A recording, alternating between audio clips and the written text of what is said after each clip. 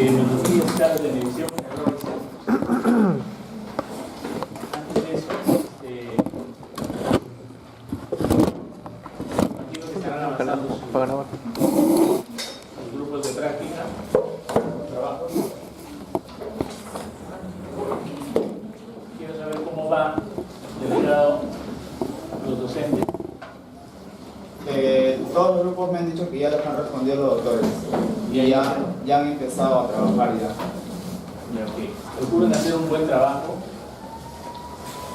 porque de eso depende su nota también, y además a la agrupación que la SOCENBI está, digamos, tiene el afán de que los trabajos, los proyectos se presenten a un concurso, a un SOCENBI, para que presenten un concurso para ver si ganan. Entonces, el esfuerzo que hagan van a beneficiar en lo que es nota.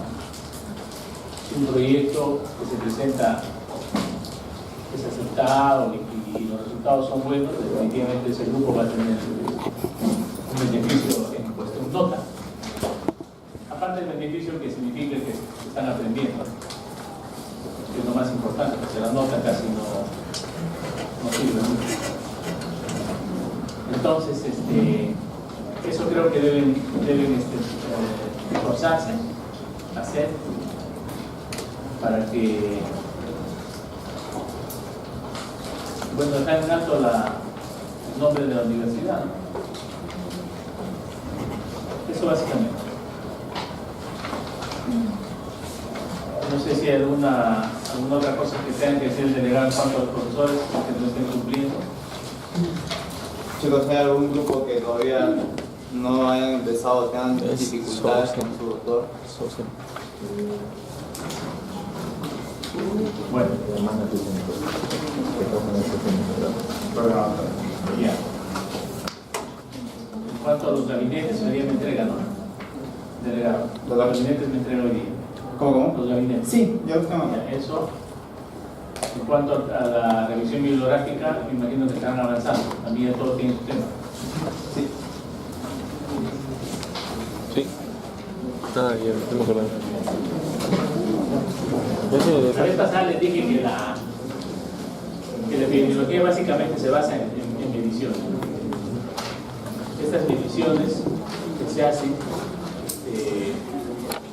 tienen escalas, y para tener escalas tienen que saber medirse. Entonces, algo que se puede medir se conoce como variable. Lo que se puede medir se conoce como variable. Entonces, si queremos definir qué es variable, vamos a decir es toda situación o condición capaz de darle una medida. ¿No es cierto? Si queremos estudiar, por ejemplo, el grado de desnutrición, tengo que medir desnutrición, tengo que saber medir desnutrición, porque desnutrición se convierte en una variable. ¿No es cierto? Entonces, todas las variables que yo utilice en mi epidemiología tienen que tener la posibilidad de ser medidas. Por ejemplo, otro ejemplo. Quiero saber el grado de desnutrición en niños menores de 5 años. Entonces, ahí tengo dos variables. Una es desnutrición y la otra variable es niños. ¿No es cierto? Ambas variables, como ustedes verán, están asociadas. Las variables tienen que estar asociadas. Cuando yo hago un enunciado, las dos variables tienen que estar asociadas. Una cosa, digamos, tirar de los pelos, donde veo que las variables no están asociadas, sería grado de desnutrición en los metales pesados. Entonces, son dos variables, ¿no es cierto? Son dos variables, pero no están asociadas. Tiene que haber una asociación. Esta asociación entre dos variables se convierten a la postre en hipótesis. en hipótesis, ¿no es cierto? Que es algo que yo quiero determinar, algo que yo quiero investigar, algo que yo quiero analizar. ¿De acuerdo? Entonces, si yo digo grado de nutrición en niños menores de 5 años, estoy planteando una hipótesis, porque estoy asociando dos variables. Siempre las variables tienen que estar asociadas y susceptibles de ser medidas. ¿Ok? ¿Eso está claro? Entonces, las variables pueden ser, en un sistema de clasificación, variables directas o variables indirectas. ¿Tienes el grupo? Por ejemplo, si yo me planteo una hipótesis, que son dos variables que están asociadas.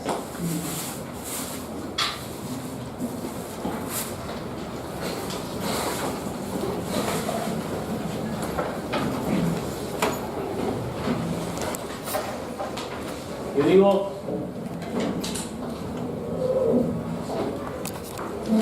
violencia, a propósito de lo que ustedes tienen en boga, violencia física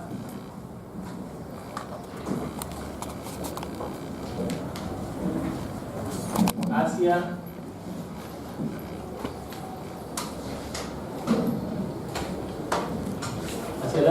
las mujeres.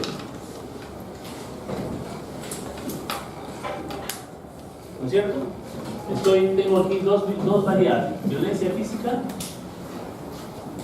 y tengo aquí otra variable, mujeres. ¿Está claro? Yo les he dicho que las variables pueden ser, en un sistema de clasificación, variable dependiente y variable independiente. La variable independiente se conoce como la variable causal, ¿no es cierto? Entonces tenemos, ¿cuál sería la variable independiente aquí? Violencia. ¿Ah? Violencia. Esta es la causa, ¿no es cierto? Y la variable dependiente sería mujer. Este es el efecto. Entonces, para concretizar, la variable independiente es la variable causa y la variable dependiente es la variable efecto. Para que nunca se olviden, acuérdense de INCA. IN, dependiente, K, causa. ¿No es cierto?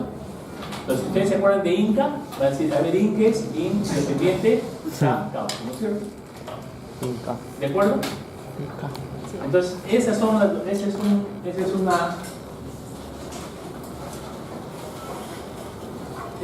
una forma de medir las variables. Otro ejemplo.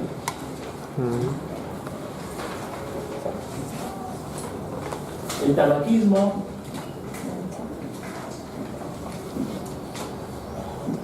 ¿Qué pasó? El alcoholismo. causa cáncer de pulmón.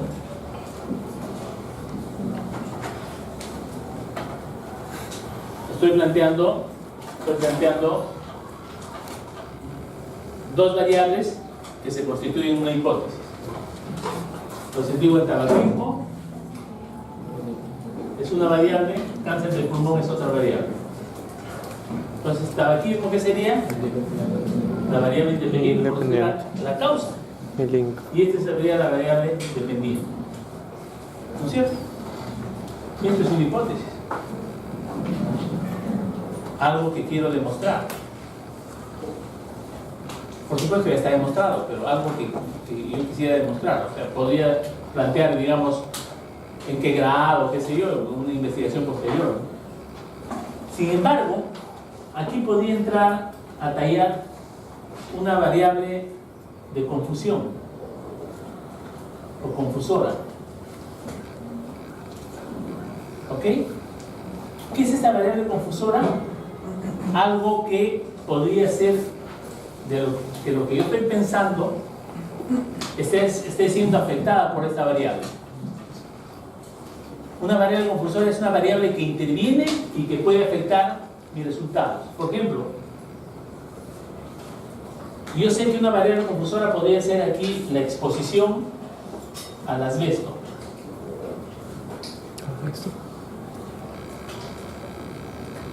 La exposición al asbesto. Esa sería una variable interviniente. ¿Por qué sería una variable interviniente? O confusora. Confusora en mis resultados. ¿Por qué? Porque al buscar mi muestra, o al buscar los pacientes, las personas que voy a analizar, yo tengo que, de todas maneras tengo que escoger personas, ¿no? Tengo que escoger personas, ¿no? Hombres y mujeres, si quiero, sabiendo que las personas están expuestas al tabaco. O sea, mi muestra va a ser personas que están expuestas ¿a qué? Al tabaco. ¿Se entiende esto? ¿Qué quiere decir? Que si yo quiero hacer un trabajo sobre el cáncer de pulmón en personas que fuman, ¿no? Yo tengo que escoger personas que fuman, ¿o no? ¿O voy a escoger personas que no fuman? Podría escoger personas que no fuman para hacer el estudio comparativo, ¿de acuerdo? No digo que no. Pero en mi muestra yo tengo que buscar de todas maneras personas expuestas al tabaco. Pero en estas personas tengo que eliminar las variables confusoras. Quiere decir que si estas personas están expuestas al asbesto, a esas las saco del trabajo, para que esta variable confusora no me afecte los resultados. ¿Me puedo entender? Vamos a ver otro ejemplo. Quiero saber una hipótesis. La ingesta de alcohol está asociada a cáncer de estómago. Esa es mi hipótesis. ¿Cuál sería la variable independiente? Ingesta de alcohol. ¿Cuál sería la variable dependiente? Cáncer de estómago. ¿No es cierto? Ya tenemos dos variables independientes asociadas. ¿A quiénes debo analizar en mi trabajo? A las personas que beben alcohol. Pero yo sé que las que beben alcohol generalmente fuman, ¿o no? Las personas que beben alcohol generalmente fuman, ¿no es cierto? Tú que te he visto ahí. ¿Fumas o no fumas cuando tomas? Ya, hay gente que fuma cuando toma. Y el tabaco también está asociado al cáncer de estómago. Entonces, el tabaco se convierte en una variable confusora. Entonces, en mi muestra, yo debo escoger, si quiero saber si el alcohol produce o está asociado al cáncer de estómago, yo solamente cojo las personas que solamente ingieren alcohol. Y si estas personas fuman, las saco, porque esta variable es confusora. ¿Está bien? ¿Mejor entenderlo? Bien, entonces, esto de acá es una forma de clasificar. Cuando yo escojo varones bebedores de alcohol y no excluyo los que fuman, entonces estoy cometiendo un sesgo. ¿Ok? Entonces estoy cometiendo un sesgo. Se llama sesgo de selección. ¿No es cierto? Entonces estoy seleccionando personas que no deberían estar en la investigación y esto invalida mis resultados. Por cualquiera vez, a ver, le pregunto, ¿y esas personas que fuman y toman, las excluyó? No las excluí, no vale ese trabajo. No vale. ¿Por qué? Porque tiene sesgo. ¿Está bien? Porque tiene un sesgo. Cuando yo quiero hacer un trabajo de este tipo, y escojo 10 pacientes que fuman y quiero saber si han desarrollado cáncer de pulmón o no, y son 10, entonces estoy cometiendo un error. ¿Por qué un error? Porque la muestra es muy pequeña. Mi muestra, mientras más grande sea, el error en mi investigación, ¿no? Mientras más grande sea, el error disminuye. ¿Ok? Entonces tenemos, cuando hacemos nosotros investigaciones, tenemos que ver, elegir las mejores variables, hay que ver qué escalas de medición uso y eliminar en lo posible los errores y el sesgo. Y hay muchos sesgos. Hay sesgos de información, ¿no? Por ejemplo, si es que yo voy a hacer un estudio sobre soy una empresa que quiero hacer un estudio acerca de la contaminación ambiental. Yo tengo mi empresa que contamina el ambiente, ¿no es cierto? ¿Qué me conviene? Si yo contamino, cuando hago mi investigación, voy a buscar personas, ¿no?, que informen algo favorable de lo que yo hago. Ese es otro tipo de sesgo, ¿no es cierto? Hay otro sesgo de información, por ejemplo, cuando yo tomo la presión y el aparato está descalibrado, es otro sesgo. Entonces, cuando hacemos la investigación, tendremos que tratar de eliminar la mayor cantidad de sesgos. ¿Ok? ¿Está bien? Entonces, pasamos la primera.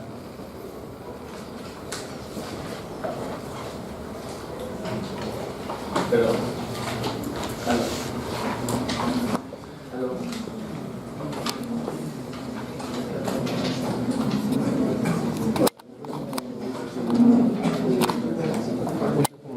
Da cáncer de estómago y de pulmón. Entonces, miren, la definición de variable, cualquier característica, situación, condición que puede ser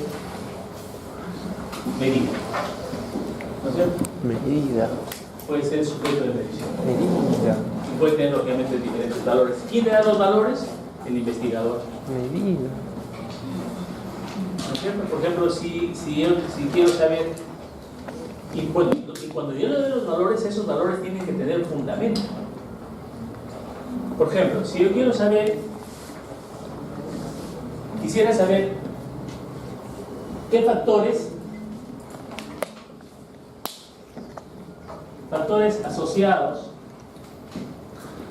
al embarazo en adolescente, ¿no es cierto? ¿Cuál es mi variable independiente, doctor? Sí.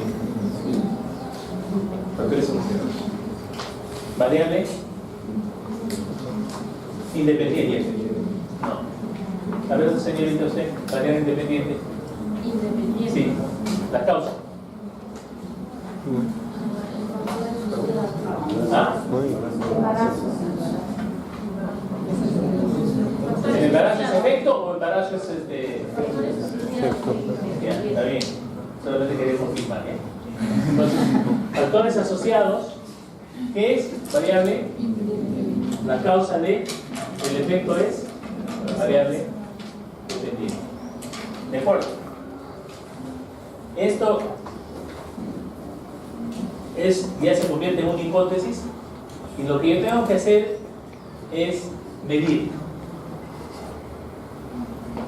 Entonces, voy a medir la variable independiente en este momento. ¿Qué factores serán? Un momento para decirles lo siguiente. Cuando yo voy a hacer una investigación sobre esto, yo tengo que primero imbuirme de toda la bibliografía que hay. O sea, buscar primero la bibliografía que hay respecto al tema.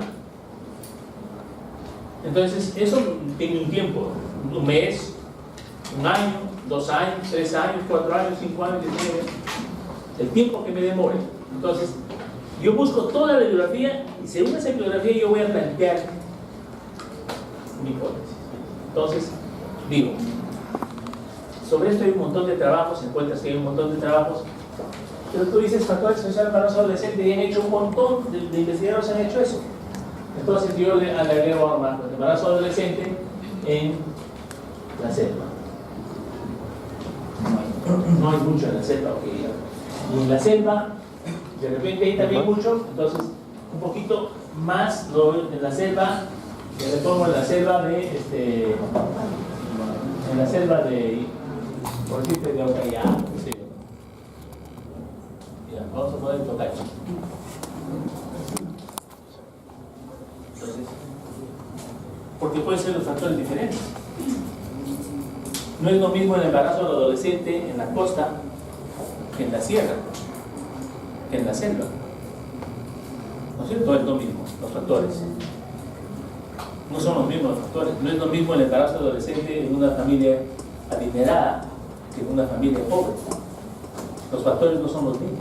¿O son los mismos? No son los mismos. Y ya de por sí, por sentido común, no se necesita estudiar.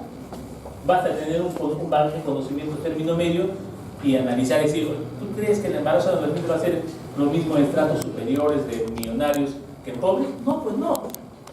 No son los mismos factores. ¿No es cierto? Entonces, el embarazo en adolescente yo puedo llevarlo a un extremo tal que voy a tener una investigación original. O por lo menos que nadie lo hizo. Y ese es el valor que tiene mi investigación, cuando nadie lo ha hecho. ¿No es cierto? Entonces, analizo y digo, ¿qué factores podrán existir? Y como ya he leído, ya sé sobre el tema, entonces digo, a ver, familia disfuncional. Las familias en donde el papá y la mamá pelean, están separados, etc.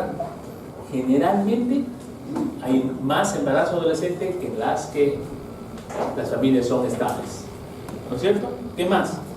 Ya me voy a analizar pobreza.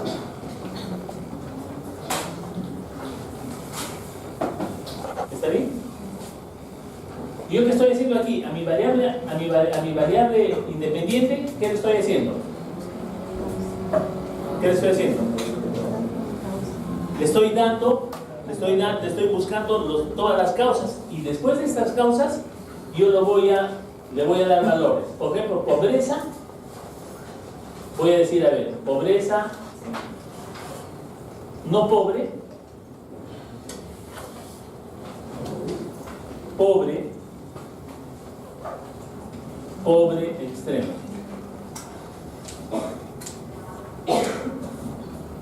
Le estoy asignando categorías. No es lo mismo ser pobre, no pobre y pobre extremo. Esta variable es ordinal. ¿Ok? ¿O no? ¿Sí o no? Entonces yo voy a darle categorías a mis variables. Igual acá, embarazo en adolescente. Para decir adolescente, primero tengo que decir ¿qué es la adolescencia? Es un periodo comprendido según la OMS, en eso me baso, entre 11 y 18 años. No voy a inventar mi propia definición de adolescencia. ¿No es cierto? Entonces digo, entre 11 y 18 es la... Entre 11 y 18.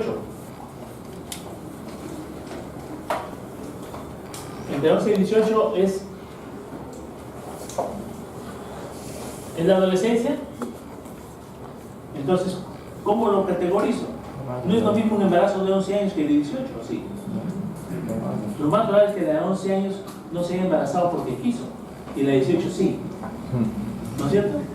La de 18 puede hacer de que se haya embarazado porque era pobre y el que le ofreció matrimonio, el que la cortejó era un hombre de 30 que más o menos tenía dinero, y como su familia era disfuncional y su padre le pegaba y quería largarse de su casa, agarró y dijo, me meto con este pata, tengo relaciones, de repente se cuidaba o no se cuidaba, le embarazó y se fue, pues, se embarazó. ¿No es cierto? Eso pasa. O sea, no es mentira lo que les digo, eso pasa. Entonces, la de 18 se embarazó. Un grupo de personas se embarazó porque ya no quería vivir más en su casa. Y por ahí un hombre se acercó y tuvo relaciones y se embarazó. ¿No es cierto? Una de 15 es diferente a la de 11 también. ¿No es cierto?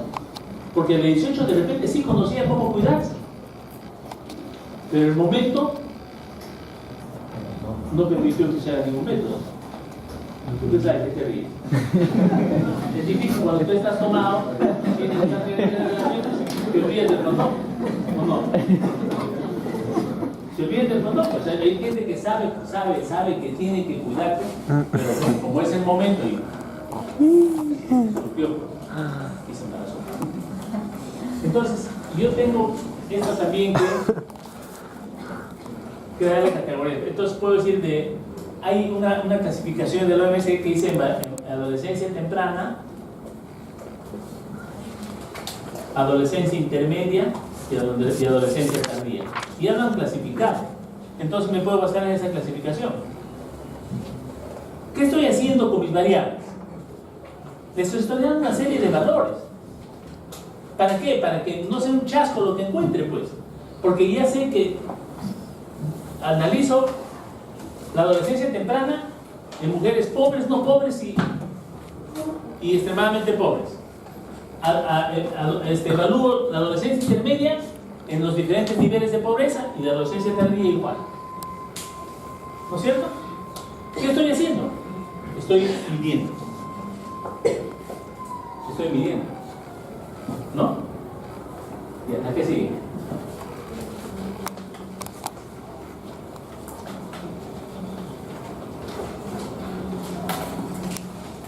Y les dije una variable independiente que es, y también una variable interviniente. Acá, el concepto de variable interviniente supone que la relación de las variables está mediada por otra, que transporta los posibles efectos de la primera. El asbesto, la persona que toma y fuma, ¿no? ¿No es cierto? La persona que trabaja haciendo techos aunque ya no es mucho, de ternil, que tiene asbesto y que además fuma. Es una variable interviniente. ¿La que sigue? Ahora, lo que he hecho acá es operacionalizar las variables, ¿no? ¿Cómo lo voy a medir? Los parámetros de la medición, lo que está subrayado, ¿no? Y a partir de eso estableceré la relación entre las variables para no salir, para darle validez a mi investigación. Eso se llama la validez interna. Es cuando yo hago o analizo mis variables y las mío mis variables de tal manera que sean lo mejor posible. Eso es validez. Eso es validez. Y mis resultados yo los puedo extrapolar. O sea, si yo encuentro en una muestra, encuentro que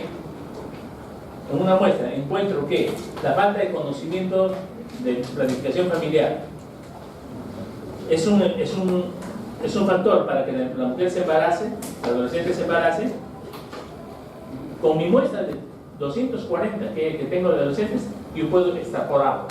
O sea, puedo decir que eso vale para el resto de la población de adolescentes. ¿Me entienden? ¿Sí o no?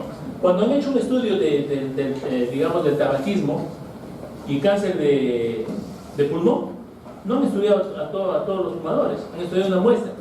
Y basta con esa muestra para poder yo, cuando todas mis variables están bien medidas, bien estudiadas, bien analizadas, yo puedo extrapolar mis resultados. Puedo decir que el tabaco es un factor que está asociado al cáncer de pulmón. Y lo digo y vale para todo el mundo. ¿No es cierto? Cuando hicieron un estudio, por ejemplo, del cáncer de estómago, y decían, ¿por qué los japoneses tienen más cáncer de estómago que los peruanos, o que los americanos, o que los otros, o que Europa? Y existe, pues, o sea, El cáncer de estómago es más frecuente en los japoneses, o era más frecuente. Entonces empezaron a buscar cuáles son los factores asociados al cáncer de estómago en la población de japoneses. Y por sentido común, yo puedo decir, oye, si tú tienes si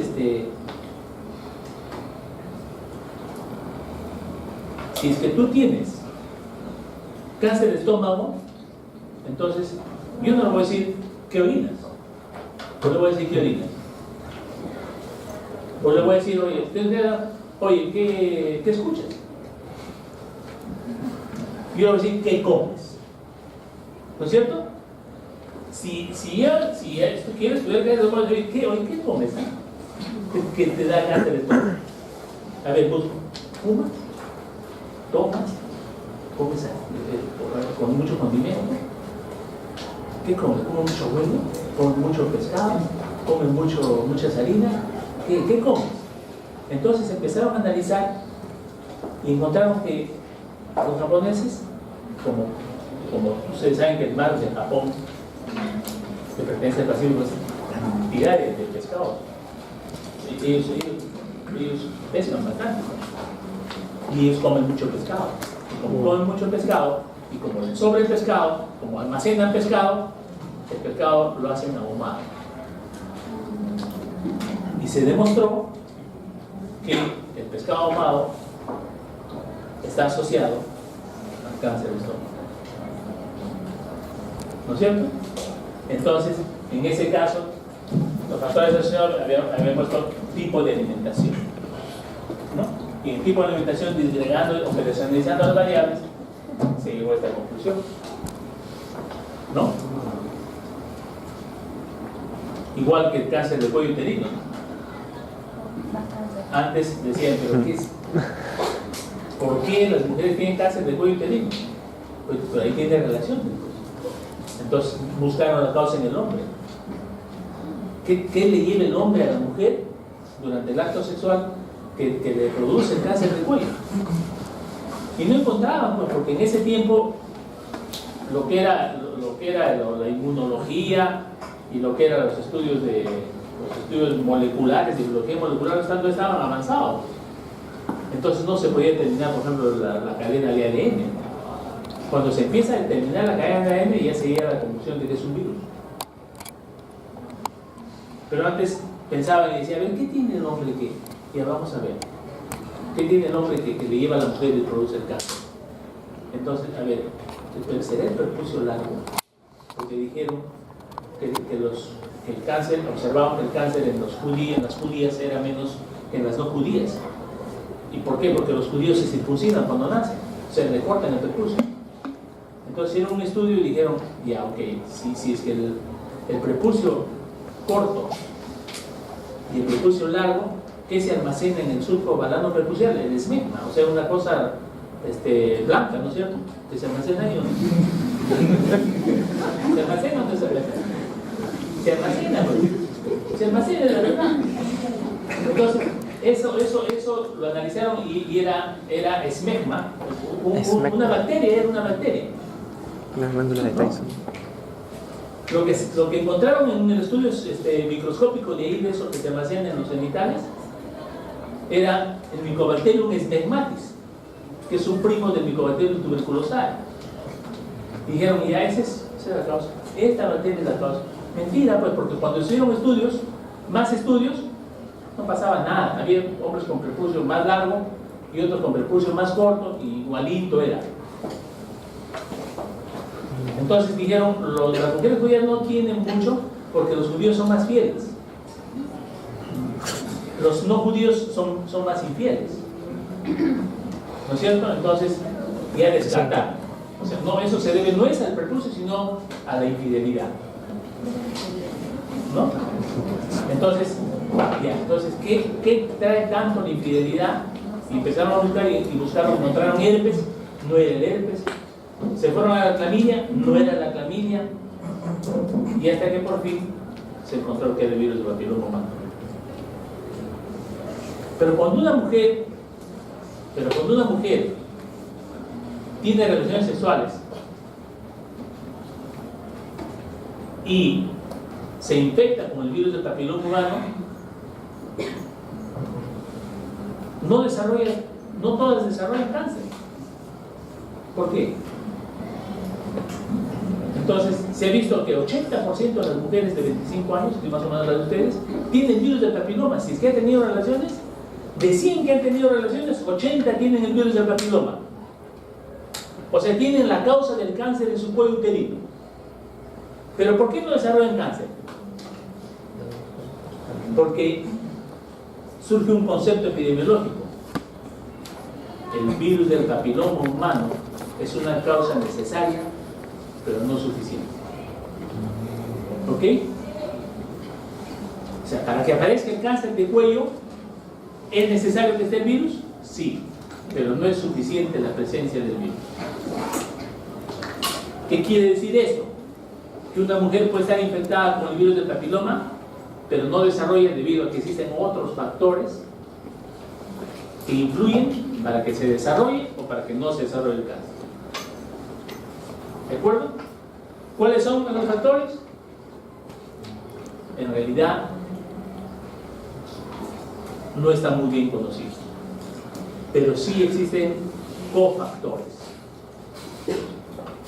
O sea, ¿qué es un cofactor? Es algo que está ahí junto con el virus y que definitivamente está demostrado que si lo comparamos con otros que no tienen este cofactor, la posibilidad de los que tienen el cofactor es mayor para desarrollar cáncer de cuello. ¿Se entiende esto o no se entiende? A ver, la señorita de lentes, que está delante del joven de lentes, detrás de la que está teniendo con polo negro. ¿Se entiende? ¿Entendió? A ver, ¿qué he entendido?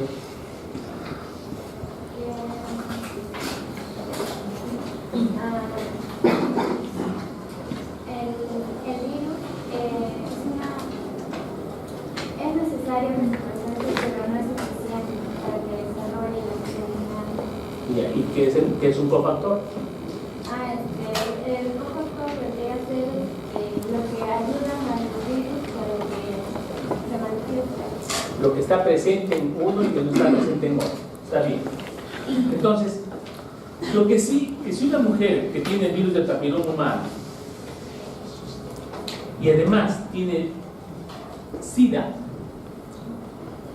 esa mujer tiene más probabilidad de desarrollar cáncer que la que no tiene SIDA. ¿Por qué? Porque está en una situación de inmunodeficiencia. ¿No es cierto? ¿De acuerdo? Otro factor es la infección con clamidia. Si una mujer tiene una infección con clamidia y aparte tiene el virus del papiloma, ese es otro cofactor y es demostrado que hace de que la mujer que tiene clamidia y tiene el VIH, el virus del papiloma humano, la posibilidad de que desarrolle cáncer es mayor. ¿No es cierto?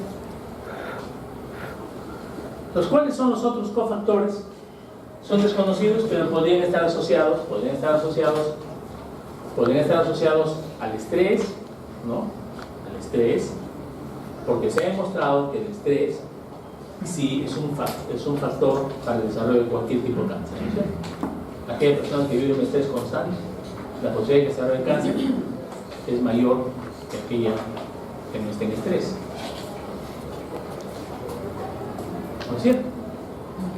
Entonces eso ya está demostrado. O la persona que come comida chatarra tiene mayor posibilidad de desarrollar cáncer de mama que aquella mujer que no come comida chatarra. Como el que toma gaseosa tiene mayor posibilidad de desarrollar diabetes si ya tiene una predisposición de diabetes. Si en su familia hay diabetes y encima esta persona quiere exceso de azúcar, encima no tiene una alimentación, desayuno, almuerzo y cena precisa y tiene el factor, va a desarrollar diabetes más temprano. O sea, tiene 40 años y va a desarrollar diabetes. ¿No es cierto? ¿Por qué? Porque son factores que sí predisponen a desarrollar diabetes. hay un estudio que hicieron en mujeres que tenían cáncer de ovario y en mujeres que no tenían cáncer de ovario.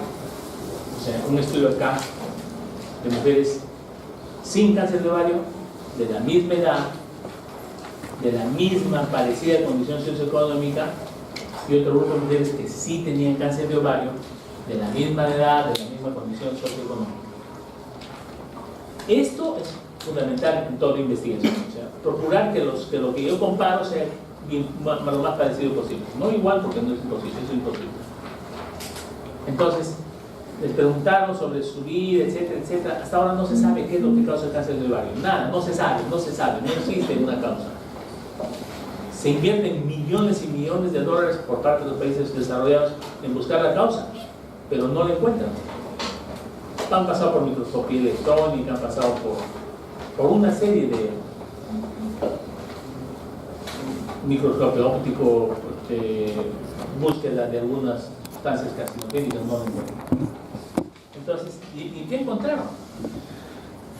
Encontraron que las mujeres que habían tenido una situación en su vida de un sufrimiento extremo, ellas tenían mayor posibilidad de saber el cáncer de ovario. Por ejemplo, la muerte de un hijo que le ha afectado, porque hay mujeres que se muere su hijo, no les afecta mucho, les afecta poco, pero hay mujeres que se les muere un hijo y viven toda su vida pensando en que su hijo se ha muerto, y mueren pensando toda su vida recordando ese hijo que ha muerto, y eso le produce una baja de sus defensas. O mujeres abandonadas por su esposo que hayan sufrido por el abandono, ¿no es cierto? Entonces, en estas mujeres, en este tipo de mujeres, el cáncer de ovario, perdón, este factor es un factor de riesgo para que ellas desarrollen cáncer de ovario, ¿no? Entonces, algún factor, volviendo al tema, algún factor hace de que el cáncer de ovario, el cáncer de cuello uterino, se desarrolle en algunas mujeres infectadas con el virus del papiloma y en otras no. Entonces, en medicina existe lo que se conoce como epidemiología, causa suficiente, causa necesaria, pero no suficiente, ¿no? Todos nosotros estamos infectados con el bacilo tuberculoso, todos, pero no es suficiente para desarrollar la enfermedad. Hay muchos otros factores, pobreza, mala alimentación, anestesia, etc., ¿no? ¿Está bien? Entonces, la que sigue. Las variables específicas según su capacidad para medir, la que sigue. Y acá está la escala de medición nominal. Puede ser dicotómico y politómico. Esto es solamente, como dice, nominal. Es algo que se nombra nada. No tiene trascendencia mayor. Como si dijéramos ordinal. Leve, moderado, seguro. Es ordinal. Cuando yo digo leve, moderado, seguro, estoy hablando de un grado. ¿No es cierto? Este es más, este es medio, este es menos. En cambio, una variable dicotómica, solamente digo blanco, negro, ¿no? Raza amarilla, raza blanca, ¿no? ¿No es cierto? O digo, enfermo, sí, no. Es una variable dicotómica. Nada más. En cambio, y politómico es cuando ya, digamos, preferencia religiosa, por ejemplo, ¿no? Maometano, católico, protestante. No hay un orden. No, el católico no es más que el protestante, pero en cambio el ordinal sí. Cuando yo me estudio y busco lo que variable ordinal, ese estudio tiene más peso. ¿De acuerdo? Más peso en cuanto a lo que es a establecer causalidad o riesgo. ¿No es cierto? Por ejemplo, cuando digo pobre, no pobre y extremo pobre, yo estoy tomando en cuenta esto como una variable ordinal. Y mi resultado, cuando me digan a mí, hoy sabes que los pobres tienen mayor posibilidad, o extremadamente pobre, tiene mayor posibilidad de no acudir a un centro de salud, es una fuerza, es un resultado que tiene fuerza. Porque estoy demostrando que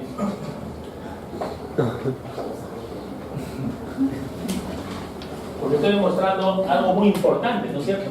Algo muy importante sobre lo cual debo intervenir. Y por último, estas son variables cualitativas, que dicen cuáles, nada más. Y las variables cuantitativas, que son de intervalo y de razón. Intervalo tiene una cantidad de variables casi infinita: 15.5, 15.4, 15.3, 15.2, con valor de hemoglobina, por ejemplo. Y la razón, que son variables cuantitativas. Es decir, causalidad, ya les dije. La que sigue.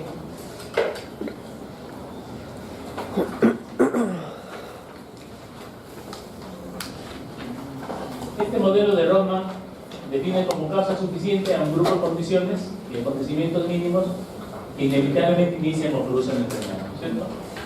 Tiene que haber una causa que inevitablemente, en este caso una causa suficiente, que inevitablemente den lugar a la enfermedad, ¿no?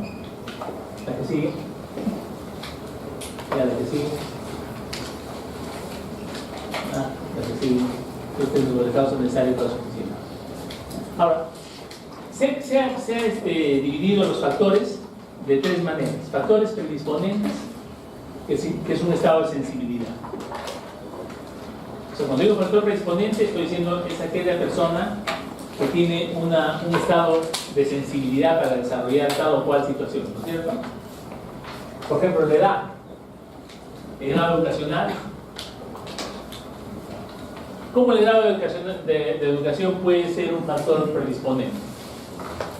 Porque menor educación predispone a que tú puedas, digamos, por desconocimiento, desarrollar una enfermedad. La que sigue. Factores facilitadores son los que facilitan la manifestación. Por si acaso, algunas veces estos factores predisponentes como los factores facilitadores se superponen. O sea, un factor predisponente puede ser los ingresos, y un factor facilitador también puede ser los ingresos. O sea, no es absoluto. La que sigue. Y los factores desencadenantes, que son aquellos que dan origen directamente, ¿no? Por ejemplo, un agente tóxico, un medicamento, un traumatismo. La que sigue. Lo que les dije, la validez interna y la validez externa. La validez externa es cuando tú haces una investigación tal de que puedes extrapolarla. Y la validez interna es cuando tú haces un diseño en el cual eliminas los sesgos, haces una buena muestra, eso te da validez interna. ¿La que sigue? Bueno, aquí tenemos la que sigue. Hay dos tipos de error. El error aleatorio, que es debido al azar, y el error sistemático, que es un defecto del método de selección. Y esto se llama sesgo. ¿Ok? O sea, el error sistemático es un defecto de la selección y esto se llama sesgo.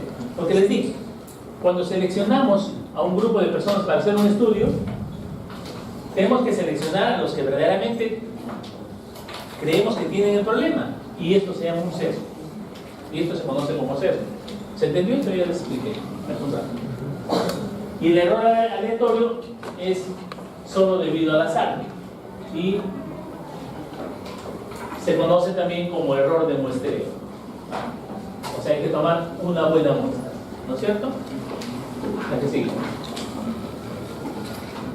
El error aleatorio es imprecisión y el error sistemático sesgo. La que sigue. Hay sesgo de selección.